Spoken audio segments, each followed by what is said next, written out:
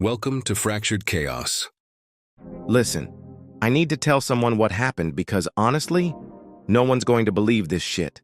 3 months ago, I was lying naked on a private beach in Tulum with Margot Sinclair, daughter of tech mogul Richard Sinclair, watching the sunset and drinking mezcal that cost more per bottle than my monthly rent. Today, I'm hiding in my cousin's basement apartment while a team of lawyers tries to take everything I own, which isn't much, but still. $212,000. That's what she's suing me for. And the worst part? She might actually win. I should probably back up. Before all this, I was just regular Rodney Martinez. 32 years old, community college dropout, living in a shoebox apartment in Echo Park with my buddy Chris, who plays bass in a band that will definitely make it big next year. I've been saying that for 6 years now. We split the rent, which is always late, and I drive a 2009 Honda Civic with a dent in the passenger door that I've never had the money to fix. I bartend at this place called Nova in Silver Lake. It's one of those spots where they charge $20 for a cocktail because the ice is hand-carved and the bitters are made by monks in Belgium or some shit. But the tips are good, and sometimes celebrities drop in, which is how I met Margot. It was a Tuesday night, usually dead, but we had this private party booking. Tech industry people celebrating some merger. I didn't pay much attention until this woman sat down at the bar. Not flashy like the others, designer clothes, but subtle, you know? The kind of rich where you don't need to show it off.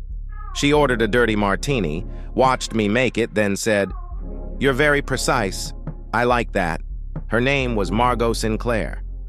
28, Stanford MBA, working for her father's company, but not because of nepotism, she insisted. I earned my spot. Later, I'd learned that earning her spot meant Daddy created an entire division for her to run. I never meant to fall for Margot. Girls like her don't date guys like me. But she tipped me $100 on a $30 martini and left her number. I thought it was a joke until I called and she answered. Her laugh was like something from another world, confident, easy, like nothing had ever gone wrong in her life. Probably hadn't. Our first date was at some rooftop restaurant where the menu didn't have prices. I wore my only good shirt and shoes I borrowed from Chris. She wore a dress that probably cost more than my car. I kept waiting for her to realize I didn't belong there, but instead she asked about my life like it was the most fascinating thing she'd ever heard. "Bartending is just temporary," I lied. "I'm working on starting my own business." Another lie. I'd never had enough money saved to start anything. "What kind of business?" she asked, leaning forward. I panicked and said, "Craft spirits, small batch mezcal." I knew a little about it from the bar, enough to fake my way through a conversation. Her eyes lit up. "That's amazing. My father's investment group has been looking to diversify into craft spirits." And just like that, I was trapped in my own bullshit. 3 months of dating Margot was like visiting another planet. Helicopter rides to rooftop dinners, courtside Lakers tickets, weekends in Napa. I met celebrities at parties and pretended I wasn't starstruck. I acted like I belonged in rooms I had no business being in. And every time someone asked what I did, I'd say, "I'm developing a craft spirits brand," while Margot beamed beside me. Chris thought I was insane. "Dude, she's going to find out you're broke," he warned. "And then what?" "I'll figure it out," I told him. But I had no plan. I was just riding the wave, hoping it wouldn't crash. Then Margot mentioned Tulum. "Daddy has a villa there. We should go for a week. My treat." She said it like it was nothing, like inviting me for coffee, not an international vacation. "You can research Mexican mezcal techniques for your business plan." I should have come clean then. Should have told her there was no business plan. But instead I said, "That sounds amazing." What I didn't know then was that Richard Sinclair doesn't just give his daughter things. He loans them. With interest. The villa was unreal. Open-air bedroom overlooking the ocean, private chef, infinity pool. The works. I kept thinking someone would realize I didn't belong there and kick me out, but no one did. Instead, Margot handed me a black credit card with my name on it. For expenses, she said. Get whatever you want. I'd never held that kind of power before. You have to understand, I grew up checking couch cushions for change to buy dinner. My mom worked 2 jobs, and we still ate ramen most nights. Money was always tight, always a source of stress. Suddenly, I could buy anything. The first day, I spent $3,000 on designer sunglasses just because I could. Margot laughed when I showed her. "That's cute," she said. "Daddy spends that on lunch." What I didn't realize until later was that she'd been recording everything, every purchase, every extravagant whim, in a little leather notebook. She wasn't just being generous. She was setting a trap. The funny thing is, the first few days were perfect. We'd wake up to the sound of waves, have breakfast on the terrace, spend the day on our private beach, then dinner at exclusive restaurants where the staff all knew Margot by name. At night, we'd drink and dance and have the kind of sex you only have when money isn't a worry. Wild, uninhibited, anywhere we wanted. But by day 3, I started noticing things. How the staff called me Mr. Sinclair instead of my actual name. How Margot would correct me when I pronounced menu items wrong.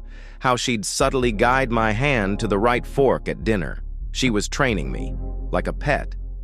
The resort was crawling with beautiful people, models, influencers, trust fund kids, and me, pretending to be something I wasn't. By day 3, I started getting texts. "Meet me at the hidden cenote. Rooftop bar midnight." All from a number I didn't recognize. I ignored them at first. Then curiosity got the better of me. Her name was Valentina. Mexican-American photographer shooting for Vogue. She was staying in the room below ours, said she'd seen me on the beach, watched me with Margot. "You look like you're drowning in champagne," she said when we finally met. God, she was right. And just like that, I was hooked. Valentina was everything Margot wasn't. Raw, unfiltered, laughed with her whole body. She took photos of graffiti and street vendors, not infinity pools and sunset cocktails. She wore cut-off shorts and band t-shirts, not designer resort wear. When I was with her, I could breathe. "What's your deal with Princess Sinclair?" she asked our second night together. We were sitting on a deserted beach, passing a bottle of tequila, the cheap kind, straight from a local shop. "She's my girlfriend," I said. Valentina laughed. "No, she's your sponsor. There's a difference." I wanted to argue, but couldn't. She was right. For 4 days, I lived a double life. Breakfast with Margot, afternoons exploring town with Valentina. Dinner with Margot, sneaking out at midnight to meet Valentina at beach parties. It was exhilarating, terrifying, completely fucked up. I kept telling myself I'd end it tomorrow, just one more day of feeling alive, of being wanted for me, not as someone's exotic bartender boyfriend. With Valentina, I told the truth, that I was just a bartender, that the mezcal business was a lie, that I was in way over my head with Margot. She didn't judge, just nodded and said, "We all hustle, Rodney. Some just hustle in Gucci." Meanwhile, Margot was getting suspicious. "You seem distant," she said one night as we got ready for dinner. "Is everything okay with us?" "Just overwhelmed by all this," I said, gesturing to the villa, the view, her. "Sometimes I don't know what you see in me." She came over and straightened my collar. "You're authentic, Rodney. Do you know how rare that is in my world?" The irony of her calling me authentic while I was actively cheating on her wasn't lost on me. But I smiled and kissed her and promised myself tonight would be the last night with Valentina.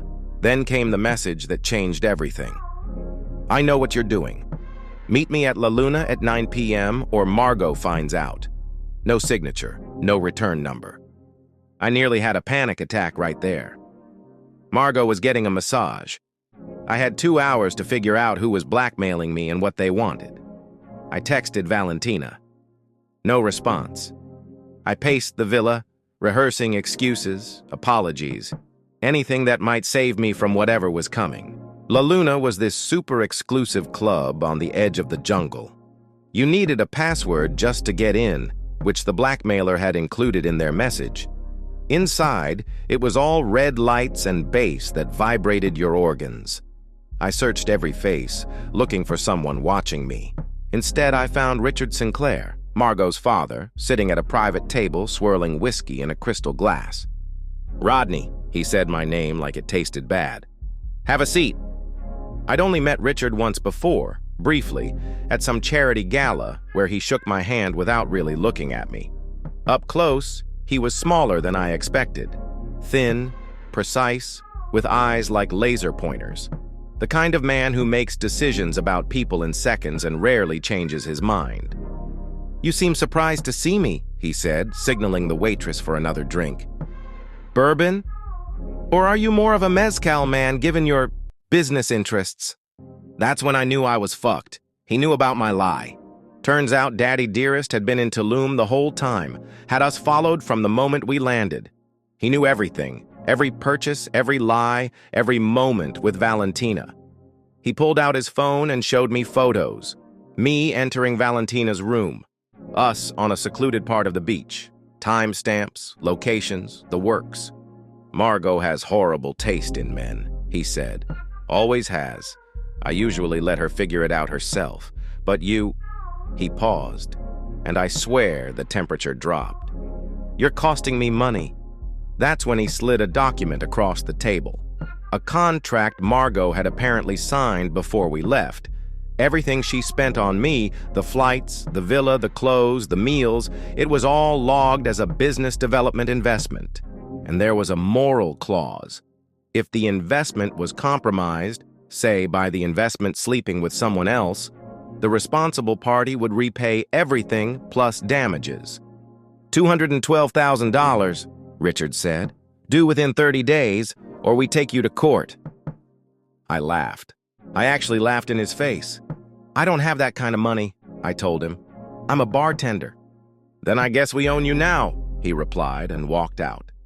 When I got back to the villa, Margot was waiting, crying. She already knew.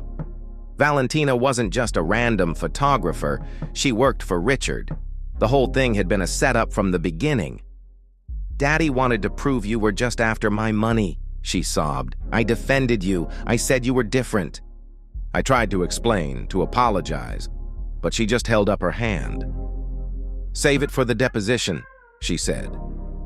Then she showed me her phone, a transfer of $212,000 to her personal account from her father. "I paid him back everything we spent. I thought I was protecting you." Then she dropped the bomb. "The contract is still valid, but now I'm the one you owe." I didn't understand at first. She explained that by repaying her father, she'd essentially bought my debt. The legal obligation was now to her, not Richard. "I thought if I controlled it, I could tear it up," she said, voice breaking. "But then I saw the pictures. You with her." "It wasn't what you think," I started, but she cut me off. "It never is," she said. "But the truth is I don't even care about her. I care that you lied about everything. There is no mezcal business, is there? You're just a bartender who saw an opportunity." I couldn't even deny it, she was right. "I'm giving you a choice, Rodney," she said, suddenly calm. "Pay me back, every cent. Or work for me, for real, not pretending. Actually build that mezcal brand you lied about. Make it successful. Pay me back that way." It was a trap. Had to be. "Why would you give me that option?" I asked. "Because I'm not my father," she said. "And because when you talked about that fictional business, it was the only time I ever saw real passion in your eyes. Everything else was an act." I left that night. Took a red-eye coach flight back to LA and ignored the 50 calls from both Sinclairs. A week later, I got served with papers at work. Margot was suing me for the full amount plus legal fees. Chris let me crash on our couch, but he wasn't happy about it. "I told you this would blow up," he said. "Rich people don't date down without an agenda." He was right, of course, but it didn't help. Here's the thing no one tells you about dating someone rich. You're never just dating them. You're dating their money, their family, their whole ecosystem. And when you fuck up, that ecosystem turns against you like antibodies attacking a virus. I hired a lawyer I can't afford who tells me I'm screwed. The contract is airtight. Turns out Richard Sinclair made his fortune in predatory lending, creating impossible debts and then profiting off defaults. This is just how they do business. 2 weeks after getting back, I lost my job at Nova. Apparently, Richard Sinclair's investment group bought the bar, just to fire me.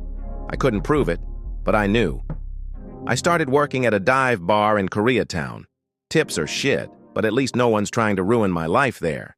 Or so I thought, until Valentina walked in last Thursday. Just sat down at the bar like it was nothing. "You set me up," I said, not even bothering with hello. She shrugged. "I get paid to take pictures, Rodney.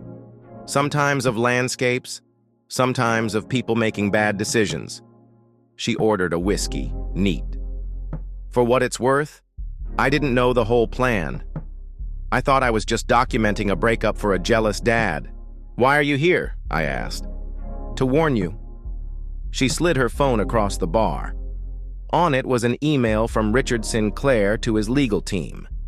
It mentioned making an example of me, pursuing not just the money but criminal fraud charges, something about the credit card I'd used.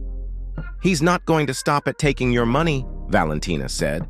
"He wants to destroy you, as a message to the next guy who looks at his daughter." I felt sick. "Why are you helping me now?" "Because Richard Sinclair is a monster," she said simply. "And because I liked you, Rodney. For real. Bad timing, but real feelings." She left after one drink, left her number too. I didn't call. Yesterday, I got a text from an unknown number. "Need help with your legal troubles? Meet me at Griffith Observatory, 8 p.m. It could be a trap, probably is, but I'm out of options.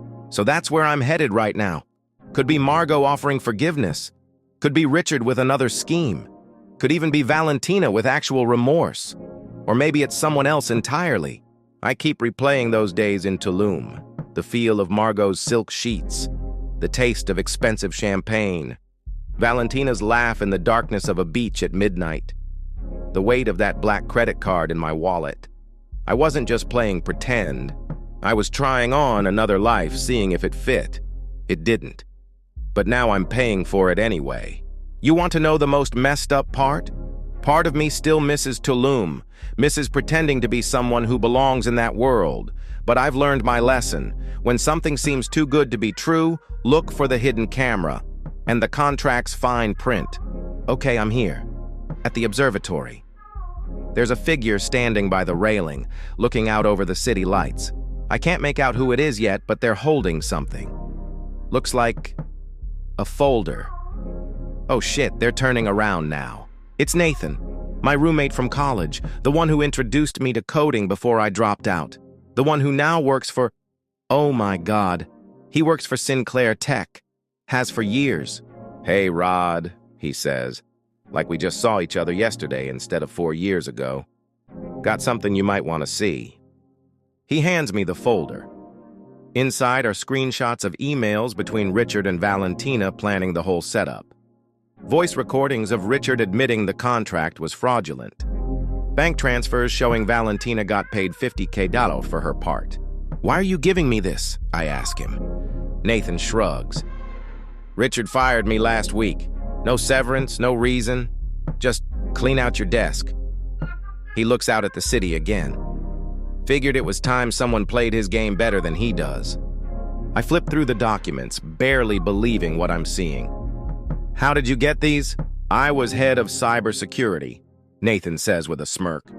"You think I didn't have backdoor access to everything? Richard thinks because he's rich, he's untouchable. He's not. There's more in the folder. Photos of Richard with women who aren't his wife. Records of offshore accounts. Evidence of tax evasion. It's the nuclear option." "This is blackmail material," I say slowly. "You could go to jail for this." "Only if I get caught," Nathan replies. "Besides, I'm not blackmailing him. I'm giving it to you. What you do with it is your business." I'm standing there holding what amounts to legal gold when my phone buzzes. It's Margot. The text reads, "I know what my father did. I've dropped the lawsuit. Check your email for confirmation from my lawyer. I'm sorry for everything." I look up at Nathan, who's smiling now. You didn't just happen to have this evidence, I say slowly. Did you show it to Margot first? He nods. Let's just say she was very interested to learn her father sets up all her boyfriends to fail. You're not the first, Rod. Just the first to get proof. All her boyfriends? I echo. 5 in the last 3 years. All different types. Musician, chef, startup guy, personal trainer, and you, the bartender. All vetted by Daddy's team. All led into the same trap. I check my email, and sure enough, there's a message from a law firm confirming the lawsuit has been withdrawn. I'm free. The lawsuit is gone. But something still doesn't add up. Why did Richard fire you? I ask. Nathan's smile turns sharp. Because I'm dating his son, the one he pretends doesn't exist. Margot has a brother? This is the first I've heard of it. Alexander. 4 years younger than Margot. Gay, artist, everything Richard Sinclair despises. He cut him off years ago, but Margot still sees him secretly. That's how we met, at her place, when you were working late one night. She introduced us. And suddenly, everything makes sense. The Sinclairs didn't just use me, they use everyone. Their money isn't just wealth, it's a weapon. But even they can't control everything. What happens now? I ask. That's up to you, Nathan says. You could go to the press, could turn the evidence over to the IRS, could do nothing. He pauses. Or you could talk to Margot. I think she wants to make things right. I think about it. About revenge versus moving on. About whether I ever really cared for Margot or just what she represented. About whether she ever really saw me or just the project she wanted me to be. I'll think about it, I tell Nathan, and I will. As for me, I quit bartending last week. Nathan got me a job at a startup. No connection to the Sinclairs. It's not glamorous, but it's mine. No strings, no traps. I actually did start looking into craft mezcal production. Not to impress anyone, just because somewhere along the line, that fake passion became real. Turns out when you remove the pressure of performing for someone else's approval, you can figure out what actually matters to you. I deleted Margot's number yesterday, then Valentina's, even blocked Richard's email. Some stories don't need sequels. The only souvenir I kept from Tulum is those stupid $3,000 sunglasses. I wear them sometimes when I want to remember how expensive free things can be. Chris and I moved to a slightly better apartment. I'm paying my share of rent on time now. Small victories. Last night I got a package, no return address. Inside was a bottle of mezcal I'd never heard of, with a handwritten label and a note. From Alexander Sinclair's private collection, in case you were still interested in starting that business. No strings attached. I haven't opened it yet, not sure if I will. And if you're wondering if I learned my lesson about dating outside my tax bracket, well, my new neighbor drives a Tesla and keeps asking me to coffee, so I guess we'll find out. Just remember, if someone hands you a black credit card with your name on it, run. Nothing costs more than what you get for free, and the view is never worth the fall.